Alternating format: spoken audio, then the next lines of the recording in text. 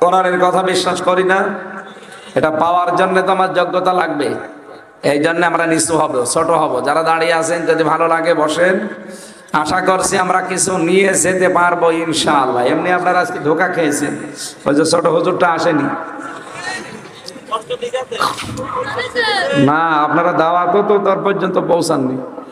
আমারও এরকম অনেকে ভুয়া নাম্বারে তারা এই বিভিন্ন ধোকা খায়, বলে যে আমির হামজা বলছে, অথচ কম্পিউটার দিয়ে স্ক্যানে কিভাবে ওরা সেট করে, ওরা তখন আইটি বিশেষজ্ঞ, সেট করে বলছে এই যেন হুজুরের সাথে কথা বলেন, অথচ আমি জানি না। ওই কোনো সময় হয়তো একটা ভিডিও কাটিং করে এডিটিং করে রেখে ওই পেছনে দিয়ে বলে এই দেখেন কথা বলছে, মুখ নড়াই আর আপনি শুনতে পান, অথচ কথাগুলো আমারও না। এরকম বহু জায়গায় মানুষ ধোকা খায়।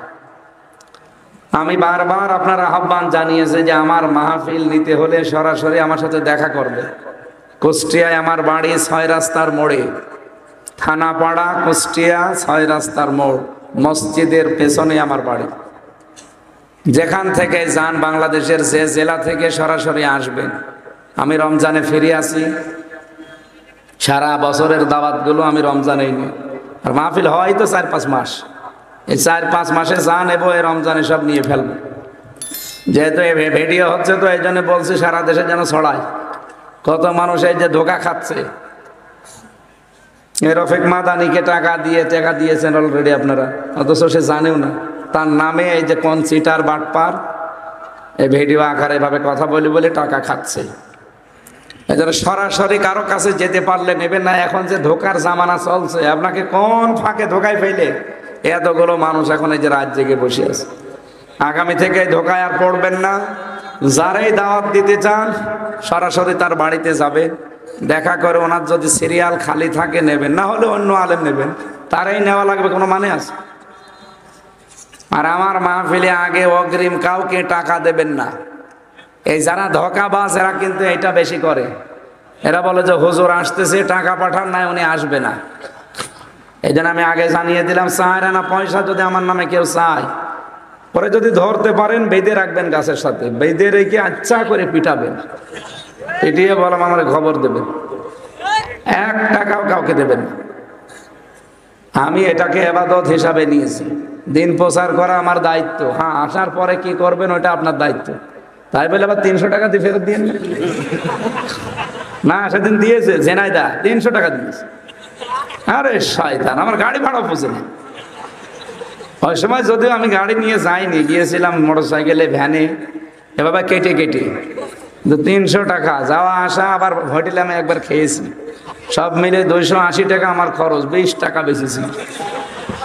ওদের আমি আর মাহফিল দেব? এখন আবার মাহফিল চাচ্ছে, বলছে সামনে বছর হুজুর। আমি প্রধান বক্তা, যদি আমার 300 দেয় তাহলে দ্বিতীয় বক্তার মনে হয় 20 টাকা দিয়েছে। এই জন্য এরকম আবার করেন না, আলেমদের সম্মান। আর কারণ আলেমরা টাকা নিয়ে যেহেতু আর মদের ব্যবসা করবে না, করবে?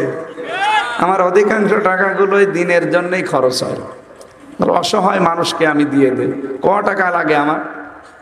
একটা মানুষ চলতে বলেন তো, এই 12 মাস চলতে খুব বেশি হলেও 1-1.5 লাখ 2 লাখ টাকা হলেই হয়ে যায়, মানে স্বাভাবিকভাবে। তো বাকি টাকা সারা দেশ থেকে, এমনকি আমি একটা চাকরি করি, আকিজ গ্রুপে আমার বেতন এক একটা জমার নাম আছে 1 লাখ টাকা। তো 4 সপ্তাহ যায়, আমি মাসে 4টা জমা পড়ালে আকিজের মালিক নিজে দেয়। আরো আমার যত খরচ লাগে সব ওই বহন করবে। আমার একটা ব্যবসা আছে হালকা, সব মিলে আমার বাবার জমি জায়গা আছে, আমার নিজের বাড়ি আছে, সব মিলে আমি চলতে পারি। আপনারা যা দেন, যদি 2 লক্ষ টাকাও দেন, এর ভেতরে 1,80,000 টাকায় আমার ব্যয় হয়ে যাবে, হয়তো বাকিটা আমার কাছে কিছু থাকবে। এই জন্য ওনারে ধোকায় ফেলেছে, ওনার নাম্বারটা নিয়ে যারা ধোকায় পড়েছেন, আর কারোর জন্য যেন ধোকা দিয়ে মানুষকে কষ্ট দেবেন না। বিশেষ করে যারা পরিচিত বক্তা, এদের মানুষ ধোকা দিচ্ছে। আর এই যে যারা টাকা এভাবে এই যে ভিডিও আকারে কল দিয়ে খান, আপনি মানুষ, কত মানুষের বদদোয়া আপনার উপরে জানেন? এই যে এত হাজার হাজার মানুষ শুনলাম আরো বেশি ছিল, ওরা ভরা ছিল না, ওরা ভরে গিয়েছিল মানুষগুলো, সব দেখলাম রাস্তায় চলে যাচ্ছে। এই ধোকা খেয়ে যারা এই যে গালি দিতে দিতে যাচ্ছে, এই টাকাটা তো ওই রফিক মাদানি নেয়নি, নিয়েছে যে শয়তান। পরে যদি একটা মজলুমের বদদুয়া কবুল হয়, ওর রক্তের ভেতরে 5 প্রকার ক্যান্সারে 1 প্রকার হলে ও 14 বংশ তখন বিক্রি করা লাগবে, একটা ঔষধের পয়সা হবে না। যেন মানুষকে ধোকা দিয়ে বড় হওয়া যায় না। হ্যাঁ, চর্মচোখে মনে হবে যে 50,000 টাকা এক রাস্তা দিয়ে চলে এসেছে, দেখবেন আপনি অন্য রাস্তায় আরো 1.5 লাখ টাকা চলে গেছে। যা যেন হারাম ইনকাম, অবৈধ ইনকাম, ফাঁকি দেওয়া ইনকাম যাদের আছে আপনারা বন্ধ করবেন।